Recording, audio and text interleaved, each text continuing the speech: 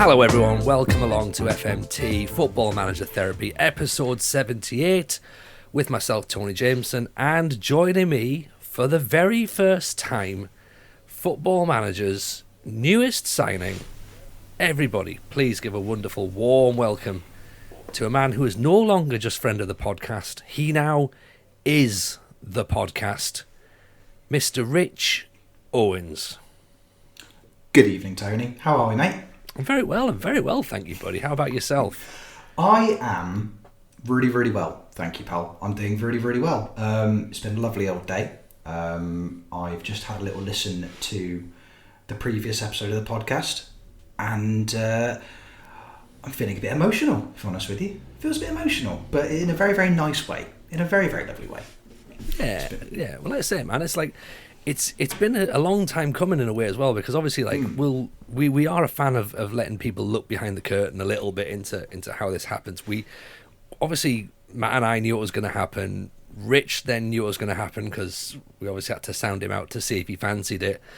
Rich and I once recorded a run through a couple of weeks ago, just to sort of get a bit of a flavour for how we're going on, and Rich didn't know anything that was going to be said on that episode. So we sort of thought, you know what, let's sort of come back to it, do an Announce Rich episode properly now that he knows what we've said, because it was all very much up in the air. It was all very much cloak and daggers almost at one point, going like, well, if we talk about stuff now, like, is it going to be out of date? Is it going to be out of context? And I just feel as though now there's no pressure. Like, don't think there's any pressure. Like, what I want you to think is I want you to approach this like Brian Clough turning up at Leeds, okay? Look around the office. If you can find a green jumper, if that's the sort of thing that would annoy people, put the green jumper on. That's where you want. Make that seat your own, Rich. That's what I'm saying. Don't go coming in here going like, oh, I have to be a certain way. You need to be yourself, mate, right? You know, and you've got that for me. I'm saying you come in, do your job, and if you want to wear that green jumper, you wear that green jumper. Yeah, thank you, mate. Green jumpers away, I reckon. I'm Matt Who. Exactly. That's exactly. Point. Exactly. He walked so I could run, and God bless him for that. But there's gonna be some changes. There's not gonna be any changes. There'll be some changes, but you'll barely notice them, really. I mean, the first major change, I'm guessing, is that we're on YouTube. That's probably the biggest change. Yeah. In the fact that we're now on the old YouTube, so we're kicking and screaming ourselves into the 20th century. We've got Twitter now as well, which obviously appreciate people have signed up and follow us on there. And yeah, just in terms of going forward, like, we obviously have some plans for stuff we want to do and sort of directions we're going to take the podcast. But I suppose ultimately what we need to do is for some, because some listeners might not know much about you. Obviously, you've been on the podcast quite a bit. We mentioned in the previous episode that you are the unofficial third member of FMT, and you are now, of course, the official second member of FMT. So I suppose really we do an Announce Rich Owens special today, and we introduce and we get to know the man that's gonna be sat in the hot seat. So I suppose the obvious question is what got you into Football Manager, and when? Oh, when? Now, that's a long, long time ago. Originally, I think my first FM experience was back at the Champman days. Long, long way back, and I think my first kind of foray into it was playing with an older cousin who knew a lot more about football than me, who just wanted to have a little network save, and he said, you can manage Liverpool, off you go. And I had absolutely no idea what to do. The only thing I did was sign Oyned Leonhardsson, obviously, because it seems like the only natural signing at the time, mostly because he was the only player that I could remember from my giant Premier League book that somebody had bought me the Christmas before. Nice. And he was also prominent in my mind from getting him a lot in the old Panini Premier League football stickers. So signed him and then never touched it again. So that. But then a year later, Liverpool signed him in real life. So maybe at that time, Gerard Houllier was looking in the window of a house in Redditch, thinking, oh, this kid knows what's going on. He's identified a weakness in our midfield and he's filled it beautifully. But this is the thing, man. We've all unearthed real life gems. Like, I remember signing Zlatan Ibrahimovic from Malmo. So, I think it's only fair that you take the credit for that transfer. Absolutely, and I will, and I do. If I ever see it's on your Wikipedia, I believe, as well, isn't it? It is. That's literally all that's on there. It's the only Rich Owens, comedian, discovered Oyvind Leonardsson, strangely enough. He did. Now on a podcast. Yeah, Norwegian midfielder aficionado, I think is the official title. After that, there was a little gap. That was kind of filled by mostly kind of console football management games because I was super late to the party in terms of PC or laptop ownership. Didn't happen for a very long time, so dipped in and out of games like LMA Manager on the on things like the PlayStation. Some of the later Championship Manager titles, kind of after the FM transfer, Championship Manager kind of carried on, so there was a bit of dipping in and out of those. My first real dive back in was when I was given a laptop by my brother, and he'd purposely installed, I think, FM8 on there for me, and that was it. As soon as I had that in my hands, just everything went out the window. Like real life just got abandoned. And since then, that it's been constant. It's just been a constant in my life, and a very, very good one, a very nice one, I think. I like that because again, it shows as well that you've got longevity with it as well. And because a lot of the community, what we found when we speak to people is they're all obviously younger than myself. Clearly, they're kind of even younger than Matt. And when they say like, "Oh, my first introduction to the game was 01 or 02 or something," and I'm like, wow, you've missed a lot of Football Manager, Championship Manager leading up to that point. Like, you've come in at the right time. Do not get me wrong. Like, you come in at 01 or 02, you've come in brilliantly. It's not like when you've come in at Football Manager 2015 when it was slow as hell and being like really frustrating. Like, you've not done that to be like, I don't really understand what all the fuss is about. Like, you've turned up at 01 or 02 and you've absolutely nailed it. And like I say, you've got a good grounding to sort of to bring you forward. So I suppose with that as well, like, do you remember do you have like a favourite save that you've ever had, and what's your favourite version, I suppose, as well, because you've been through quite a few. I think favourite version, I think you're going back to probably, I'd say FM 09. I think 09 was the one that I've really, really got stuck into, like, in a big way. Because I think when I got my first laptop with FM08 on it, it was kind of towards the end of the game cycle. So FM9 was, or 09, sorry, was when it was the first version of the game I was in from day one. And that had a lot of hours sunk into it. So for me, I'd say FM09 was the one. Favourite saves, there's a fair few.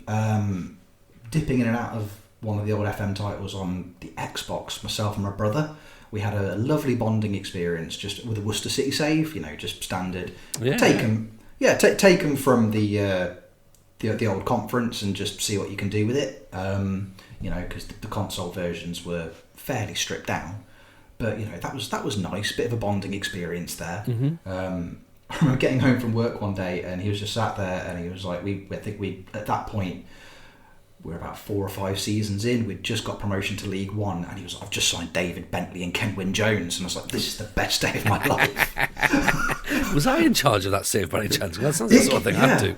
So it's wonderful signings. Who, to be fair, Kenwyn Jones at the time as well. He was nowhere. He wasn't an established footballer, because bearing in mind this is a fair few years after the game came out. So he was just sat in Sunderland's reserves team, just doing nothing with pretty basic attributes.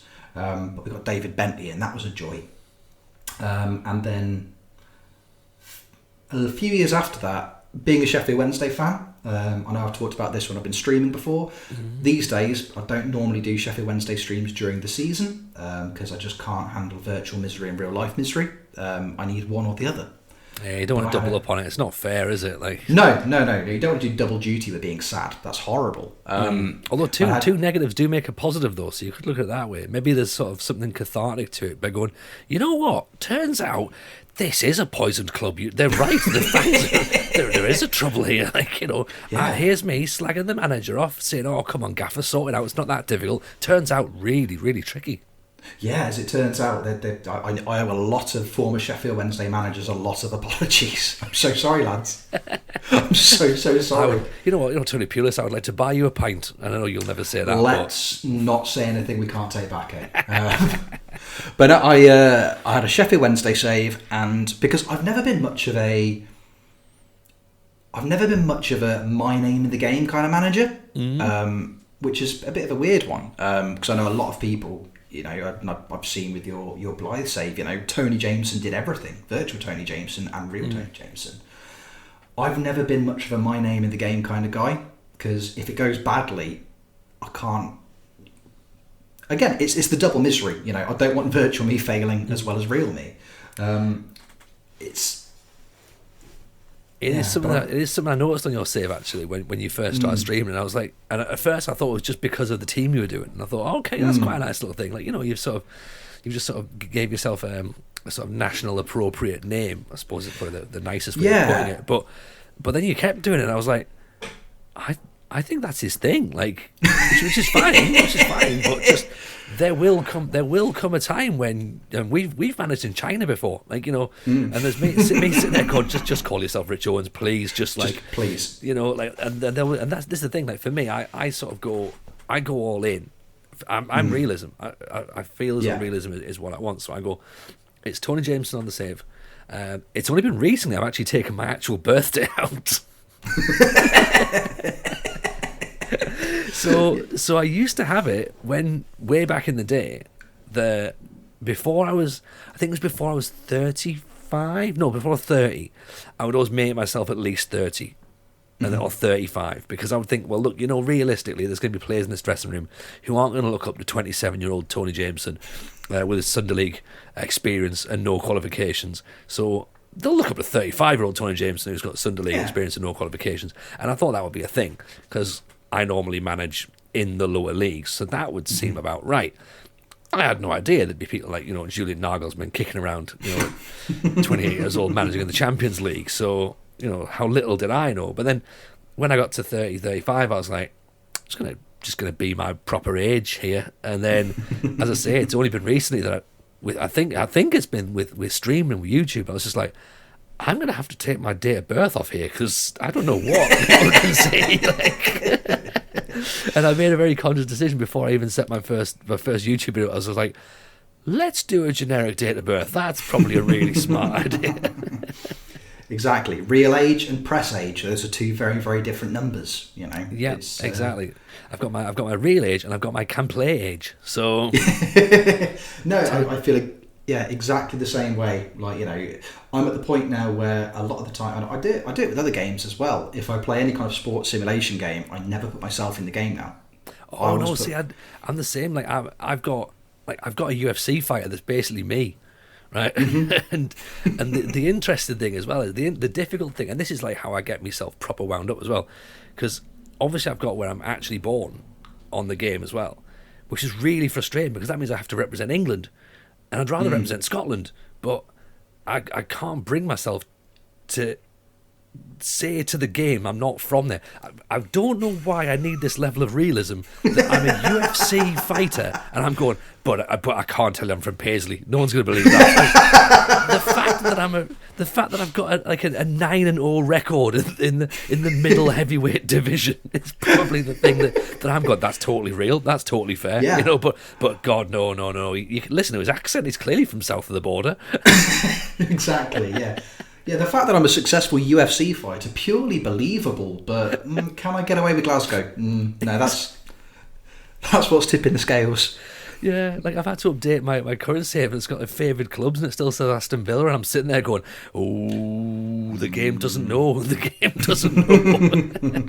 We need to sit down and have a little conversation about what's happening in real life, because I have new opinions. I've moved on. Like, is it appropriate to use the in-game editor at that point to just to not touch a single player in the database, but just to alter who I support? I don't like Aston Villa anymore. Exactly. Yeah.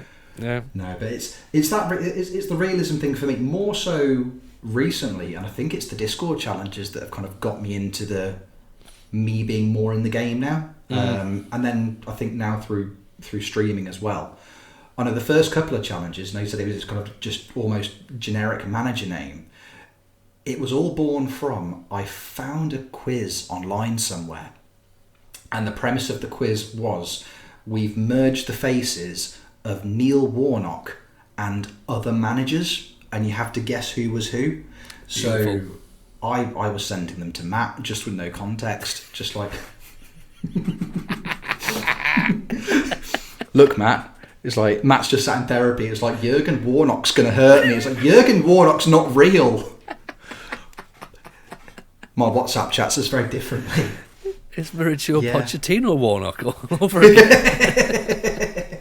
So it came from those. So it was just pick a Neil Warnock merger.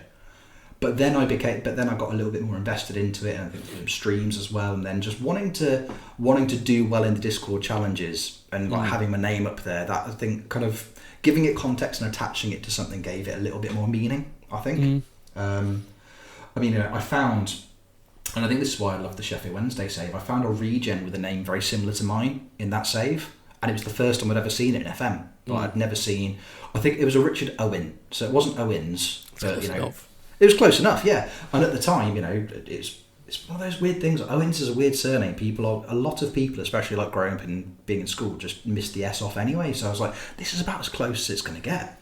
And he was the most average player like you've ever seen. Just bog standard, regen, or back then probably new gen, bang average attributes, nothing higher than maybe even a 12 or 13. And I was like, I'm going to make it my mission to make him the greatest player that's ever played football. And that's what I spent the next 15, 16 seasons doing. Signed him immediately. He was first name on the team sheet for every game. Got the England job so I could get him into the England lineup. I think he finished his career. He was England's all-time top goal scorer, most appearances for Wednesday, most goals scored, because he was just constantly there. He had no right to be. He was carried by the players around him. That was all it was. Like, do you remember when like Brazil had that? Probably going back about 10 years ago, that Brazil team that had like we had Ronaldinho, like Dani Alves, and one of the best international teams going, but they didn't have a striker, so it was Fred. Yeah, Fred. Yeah, but yeah, he was the English Fred. He was there because, well, you're a striker who plays for Brazil. And we don't have many, so you're in. Congratulations, pal. You're probably good enough. You're Brazilian. You're probably fine. Do. Yeah. You've got the right coloured passport. Go on, son. You'll get carried by everybody else around you, and that's exactly what happened. And so that was fun, creating a legacy for somebody with a name similar to mine, but too much pressure to do it with my own name. That's what it's all about, man. That's what it's all about, and you know what? And it is those moments, as you say, where you do get attached to something, and like because I'm in the game. I've never seen myself, and I don't know if it's possible for me to see myself because of the fact that I use my own name. But someone has sent me pictures of me before in the game. Not very good. I wouldn't expect it to be very good, to be honest. And also, I have an AI manager on the draft scene, which again is I'm pretty excited about. But with that sort of level of detail where you've done that step away. So I'm living through this fantasy of myself being a manager. You're living through this fantasy of yourself being a player and a manager, but you're not committing to like going, well, I'm probably not that good a manager, but I bet I was a cracking centre forward. Like you've literally gone a football manager. How's about I become football left back? Is that not a game? Can we have left back simulator? I might do that. That's a really good idea. Like, not so much on the coaching side of things, more just like getting up and down, kicking stuff, that sort of thing. Can I do that? Yeah, football fringe player. That's the game for me. Yeah. Team talk analyst. That's press conference manager. No, I'm very much a send assistant kind of guy. That's those are my vibes. Yeah, that's the thing. I think that we need to sort of get to bits of sort of how you play the game. You've touched on it already. Which is good. You've gone through a couple of the sort of the little pitfalls which people would go for. You've called them attributes rather than stats. Good, well done. Because it's not called stats masking, is it? No, it isn't. It's called attribute masking. Have you ever downloaded a tactic? No. Good. No, That's also the correct answer. And should we burn the people who do? That is the next question. It's really, really weird being interviewed for the job 20 minutes into the podcast record. But what do you think you can bring to this role? Well, actually, I've got a hard drive full of tactics, right, that I've taken. Oh from my gosh, so many tactics. Yeah. This one does great with Burnley, but terrible with Barcelona. And I've got a Chelmsford tactic. Don't you worry about Chelmsford. I've got that one. I'll do your non-league, see? No, it's one of them, isn't it? I think the beauty of Football Manager for me is that it gives you the opportunity to play the game that you want to play the game. I don't necessarily think there's a right or wrong way of doing it. If you want to be one of those, if you don't ever want to manage outside of England, if you don't ever want to start outside of the Premier League, if you want to play the game every year and start unemployed and just see what comes up job-wise. I don't think there's a wrong way of doing it. Unless you're downloading tactics, then you should have the game taken off you. And using the editor. Yeah. And using the editor to give 200 PA for every player. No, get out. Yeah. How dare you? Yeah, you're right, though, man. There is so many different ways to play, and it's like, and it always crops up. It always crops up in conversations as well. Like, is it right? Is it wrong? And we agree. There's no right or wrong way on this podcast, but offline I will definitely tell you there's some right ways and wrong ways to play it. But that doesn't mean I'm right. That doesn't mean I'm right. It just means that's my view on the game and that's how I play it. So it doesn't mean I'm right. It doesn't mean I'm wrong. It's just that's how we look at stuff. In terms of your sort of play style, do you have a specific style in mind? Like for me, like when I'm looking at a save, it's very, very well documented that I am lower league, give me a struggle, don't give me money, I don't want money. Like, let me grind it out. I want the misery. I want the misery. And I want dirty misery. That's what I want, right? Which is the title of my next album. Tony Jameson and Dirty Misery coming to a record store near a record store. A record store. I'm not even on iTunes yet. Coming to our price. On a 7-inch single. The tape is $2.99. It's found in the bargain bin next week. The best of Lindisfarne. So yeah, for me, I like a struggle. I don't like going to the top, because I don't like the pressure. I don't like the pressure of loading up a save, and it says your expectations are to win the league, or your expectations are to challenge. I'm like, no, I don't like that. So, what about yourself? Where do your sort of things lie? I think it's varied for me across different versions of the game. I think this season, so with FM22, first thing I did was went to Mexico. Which inspired by a certain podcast episode almost.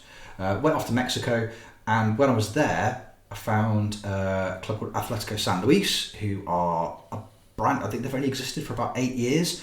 Pretty blank slate, and I was like, this is a really, really good opportunity to just do something fun. There's no expectations are comparatively low. It's rare that you find a club like that playing at a comparatively competitive level that early in their history, and it just seemed like a fun thing to do. That there wasn't a huge budget because nations like Mexico, there never really is, and that was brilliant fun.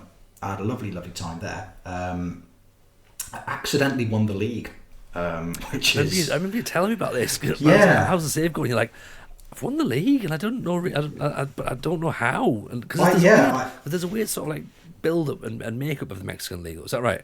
Yes, yeah. It's a really, really weird format, which I didn't really understand because, and this is why me and you're going to get on, Tony. Sometimes, I've got a tendency to just start things, and there may be some required reading beforehand, which I might refer to as required skimming, if you're lucky.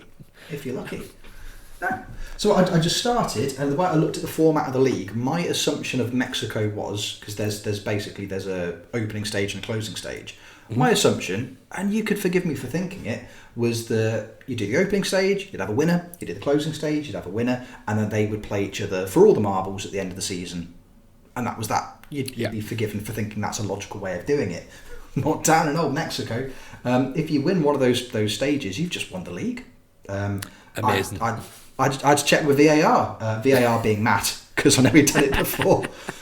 I was like, I've just done this, and then the season's just ended, Matt. And he was like, yeah, you've just won the league. And I was like, I've won 4 league games through the entirety of this window, and I scraped into the closing tournament on the last day with like a 2-2 draw. You can't win the league after winning 4 games in the actual league part of it, and then it's turned into an unbeatable cup team. But apparently you can. That was really, really great fun. So was that like a surprise birthday party or something? Where like you're in the dressing room, like giving your team talk, like, so, oh well played, lads. That was pretty decent. Like, you know, good work and that. And then like then you sort of turn around, there's like a list of options, and you sort of see your assistant manager like, why are you mentioning the league? We haven't won the league title. Like, we've already played 3 games. Like, don't be so stupid. We're not going to say that. I'm going to say well done. And then you're going to go back outside onto the pitch for your cool down, and there's like these big banners, and there's a plinth there, and there's fireworks going off, and you're like, someone's having a birthday party. This is going to be cracking fun, isn't it? Why that name's like our name? Like, why have they got that all written over there? And there's a little trophy. I don't know why they've got that one. Some silly buggers left that behind. They'll get nicked around here. Why is somebody handing me this? This is really... I wasn't invited to this. Surely there's a cup final to play. No. Yeah. Not at all. Not at all. Champagne. Don't mind if I do. Thank you very much. Yeah, That's lovely. Brilliant. I'll have a quick little chat with this fellow with a camera. Yes, sir. What can I do for you? League Championship? No idea. No idea. No idea. Must have just missed them. Can't do you know something weird? There's a lot of ticker tape on the floor. Someone's gonna have to clean that up, and I don't know what, but they've had a fantastic day, is what they've had, and I'm very much looking forward to the second half of the season when we can. Oh, we don't have to bother. What? Oh, fair enough then. Exactly. That was a very accurate representation of what happened. Almost like you were there. It's very surreal. It's something relatively similar in Uruguay. I noticed when I was there as well. And again, but that was when I was in the second division, and I only had 12 games to play. And because I won those 12 games, I got promoted. And I was like, oh, okay, fair enough. And then I've got like a 5-month off season, which was just like, well, this makes terrible streaming content. Just let's go on holiday, but I'm not going to tell you where. I'm just going to go on holiday to Spacebar. And and then when we got to the first division, it turns out that there's lots of stages, and I needed to win lots of games in them because I didn't, and I got relegated. And then they introduced average points, which I don't need to be involved in average points. I don't need to do that. I'm not Carol Vorderman. I'm not here to do the numbers. No, absolutely not. Like, literally not. Like, I mean, the numbers, I guess, is kind of the minimum you want really with football. And you need these many numbers to stay up. Not for me. No. I'm not keen on the whole numbers thing. Absolutely. I mean, for a game that is essentially just a giant spreadsheet, like, I'm surprisingly not into counting. So yeah, exactly. It's not for me. Same with the Bruce Challenge on the Discord. Like, you finish the season, and then suddenly they're like, right, here's an extra tournament, and here's some. I know. here are some average points. So I'm sorry, what? Yeah. Excuse me? No, not for me.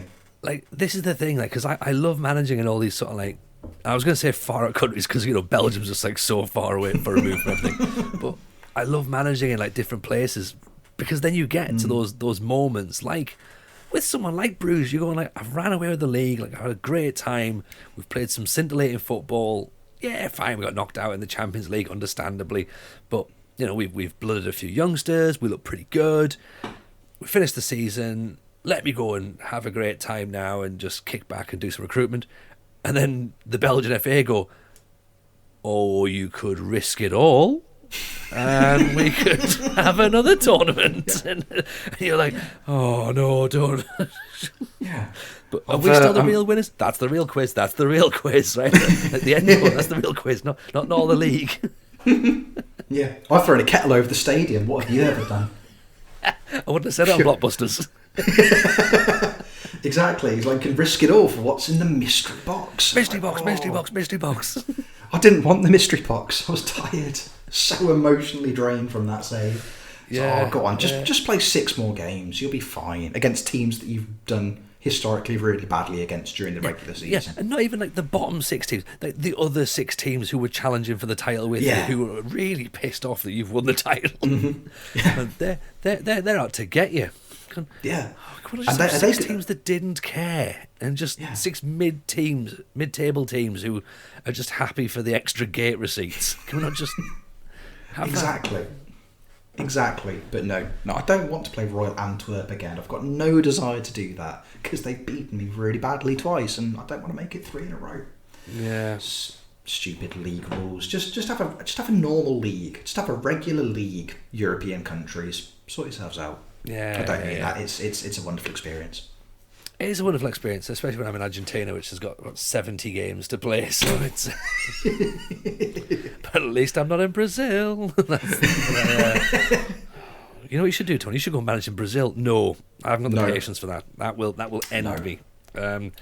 But speaking of which, of course, you have transitioned across from friend of the podcast to now, of course, podcaster and streamer as well, of course, content creator. Rich Owens FM. I'll plug it for you there. We'll plug it at the end as well, of course, as well. But what's your current saves and how's it all going? Because of course you've started off with 1 save, and I think you've sort of changed a little bit, didn't you? So so I think I was quite late to so this year, just through a few kind of unavoidable personal circumstances, streaming regularly wasn't an option at the beginning of the FM cycle. Kind of found a bit more time now, so that's been going on. Mondays and Thursdays traditionally. Started out local. It was after the Tier 10 database came out. I had a bit of a play around with it last year on FM21, managing Worcester Raiders, who are kind of my local Tier 10 club. And I didn't have as much fun this year as I did last year. It felt a bit grindy, so we switched it up, and I went back to a save that I've done a fair few times over the last few versions of FM, which was Lille, who I've kind of almost adopted as kind of my second team almost, which feels a bit glory huntery now because they won Liga last season. But I went back to Lille because I know the club. It feels familiar, and it's a familiar-ish set of players. And I just thought it'd be good fun, be good content, and it's been going really, really well. It's been really, really good fun. We're nearly at the end of my first season there. It's going a lot better than I thought it was going to. I've just mentioned it there, but when I started at the save, I'd completely forgotten that they were, defending league champions, and automatically there was Champions League football early doors. Had an incredibly dramatic Champions League qualifying campaign, which just bruised me emotionally and physically. I think the final game of qualifying, I was sat there with a very poorly child asleep on the sofa next to me, as it was one of those kind of all went down to the last day, needed results to go my way elsewhere, needed to beat a very, very dominant AC Milan, all went my way, and had to celebrate very, very quietly. So as not to wake up a child. Imagine that. Imagine having to celebrate quietly to not wake up the kids. Madness. I know. Absolute madness. Who'd do that? Yeah. Did you? I saw. There was. There's. I saw this. I saw those. It wasn't even. It was like. It was honestly, just. It was they reflexes. Just went very, very, very quickly. I didn't see the child roll off your lap. I heard the thud, but I didn't. Yeah. It's like, shh. It's all right. Look, we've just qualified for the Champions. Champions League. It's a big deal, honey. It's big. Daddy's done a good football. Yeah. Go back to sleep. So that's been really, really good fun. Coming to the end of that, and I've also very recently started an offline save in the northwest of England. A little homage to previous host Matthew Richards. Little save called Northwest Strong, which I've completely ripped off the incredible Mad FM with this Northern Boys save. The Regionair Challenge, as it's apparently become known in the community. The premise being, I'm managing Manchester United, and I will explain why. Managing there, and I'm only allowed to sign players who were born in the northwest of England. So, your Manchesters and your Liverpools and your Burnleys and, surrounding areas. And it's been really, really good fun. I've had a cracking time with it. Immediately, the signing restrictions make everything really difficult. So, because there's not a huge amount of available talent from that part of the world. I went with Manchester United because when I was kind of looked at all the squads, from you got Uniteds and your Cities and Liverpool, Everton, Burnley. Manchester United had the most solid foundations for players already at the club. It was only about 6. It wasn't a huge amount, but there's a good kind of spine of the team there.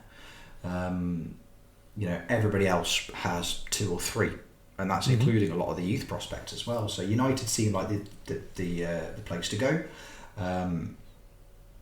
Managed to ship out a lot of players that I wanted to get rid of early doors. The most satisfying part was not registering Cristiano Ronaldo and just sticking him in the 23s. And beautiful. Yeah, he didn't want to go, and he was like, I won't register you. And he was like, fine, don't register me. So I won't then. Fine, good. And then he was like, oh, you've actually not done it.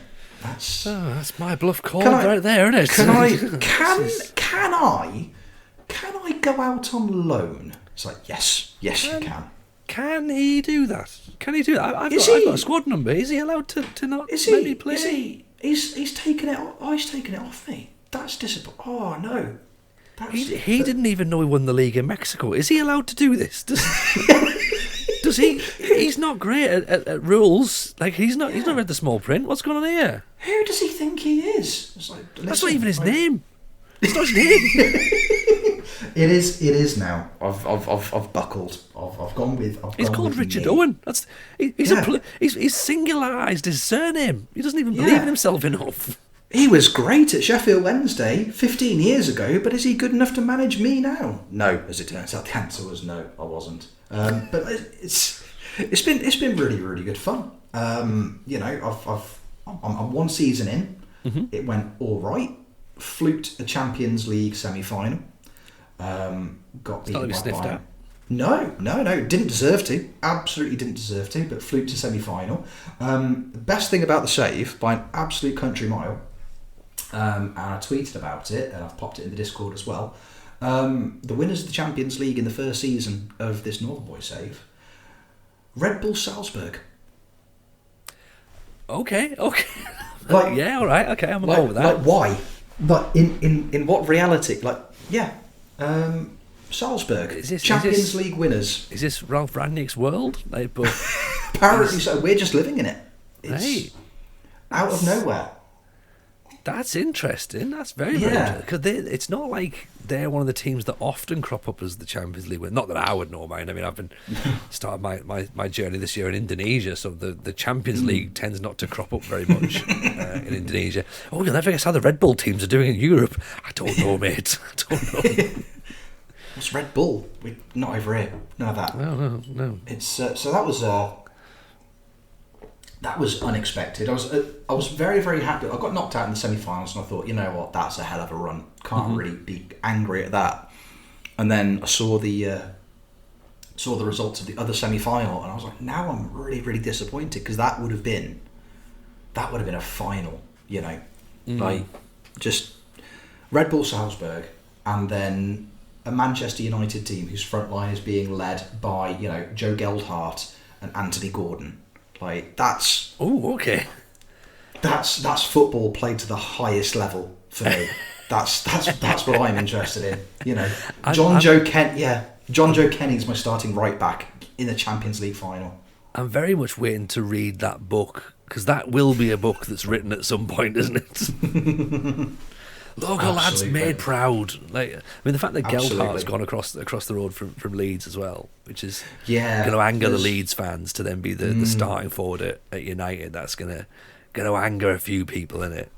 Oh, absolutely, and he scored a brace against them twice in the league as well, home and away. Oof. And there's none of this. There's just limbs. It's got T-shirts off. Yeah, exactly. He's stolen the sign from the child that goes, "Can I have your shirt?" He's ripped it up in front of his face. Like, no, you can't. Exactly. He's just got a Bielsa T-shirt on underneath, and he's just pointing at it for a Jesse Marsh. Go on! How dare you sit where he sat? Just kicking people off buckets. Just don't, you can't sit on a bucket. Yeah. He puts a garden gnome down, he boots it into the stand.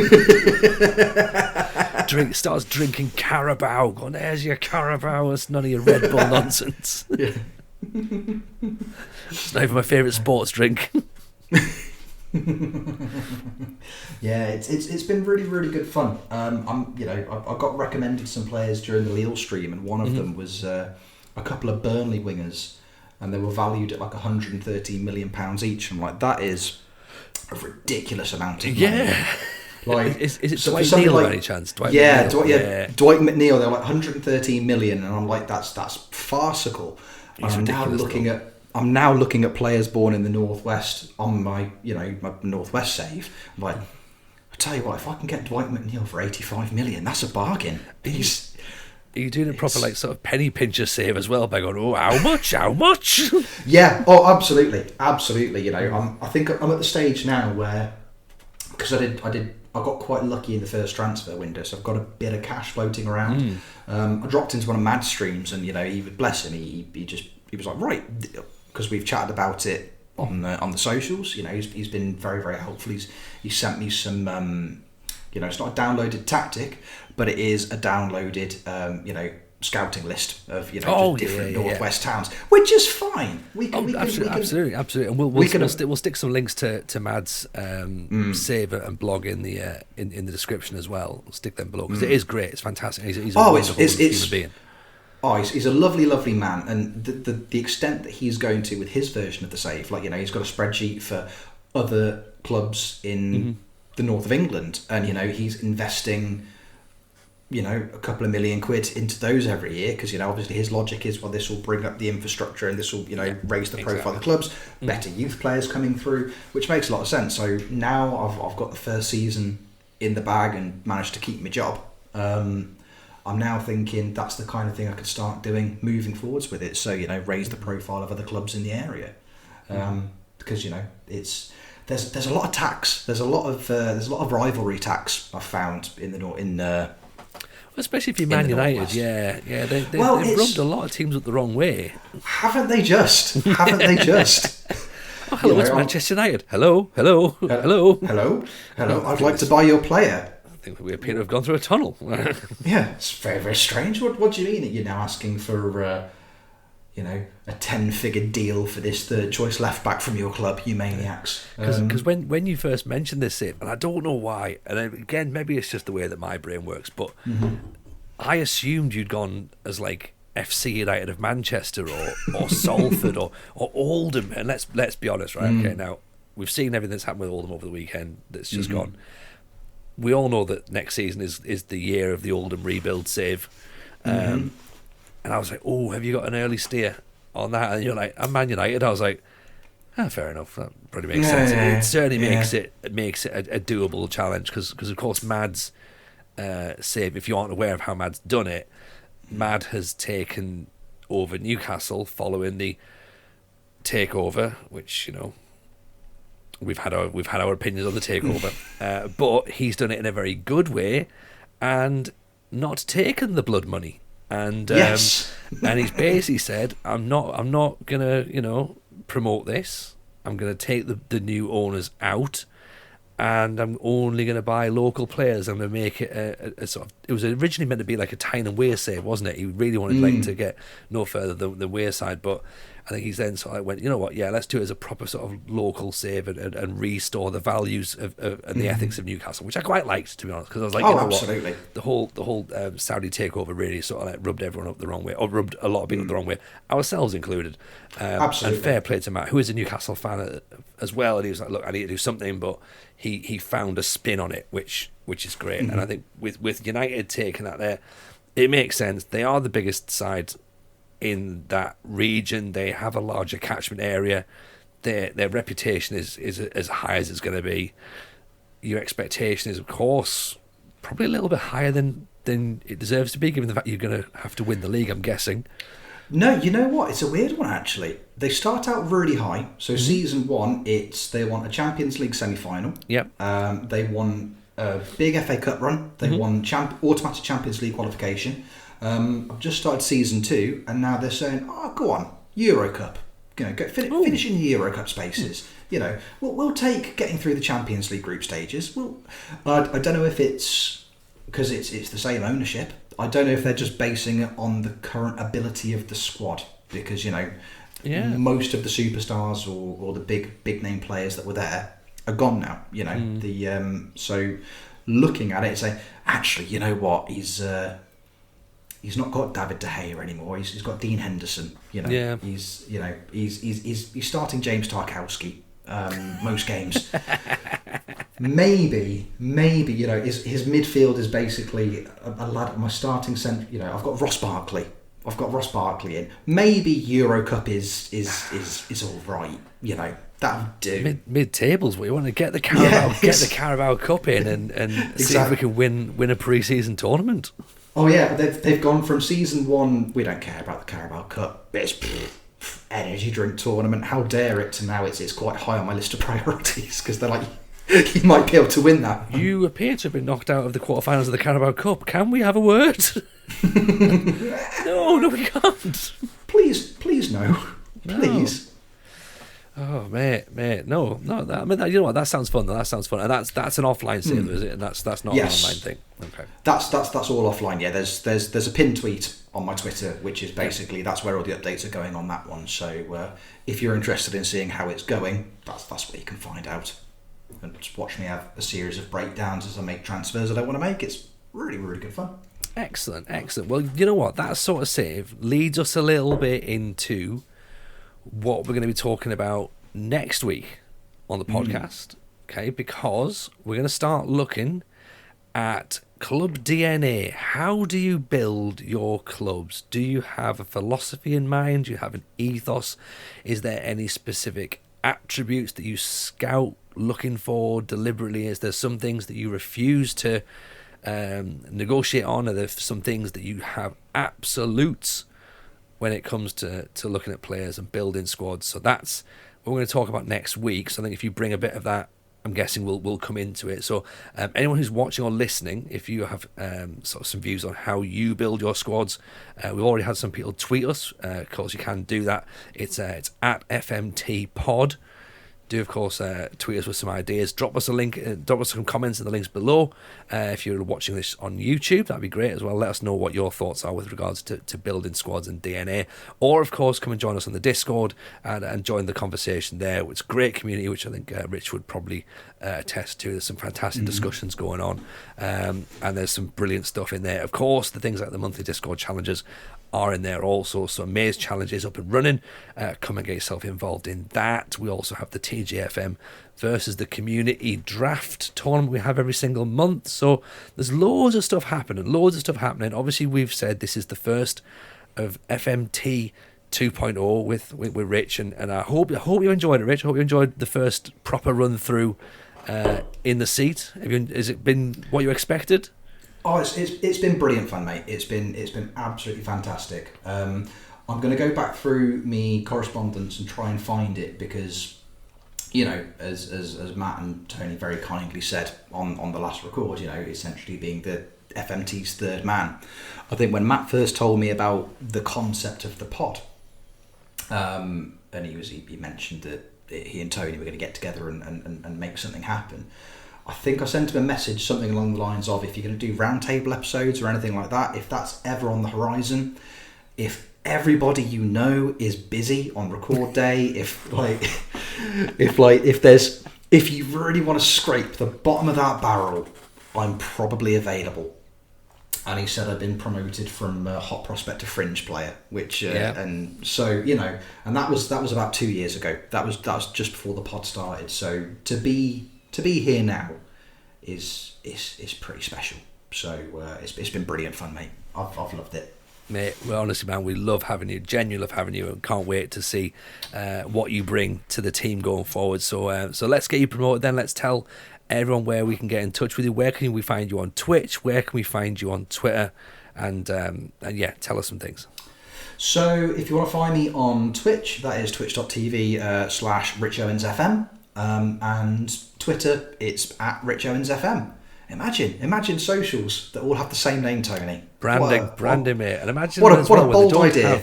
When they don't have the word danger in with two N's that nobody can spell.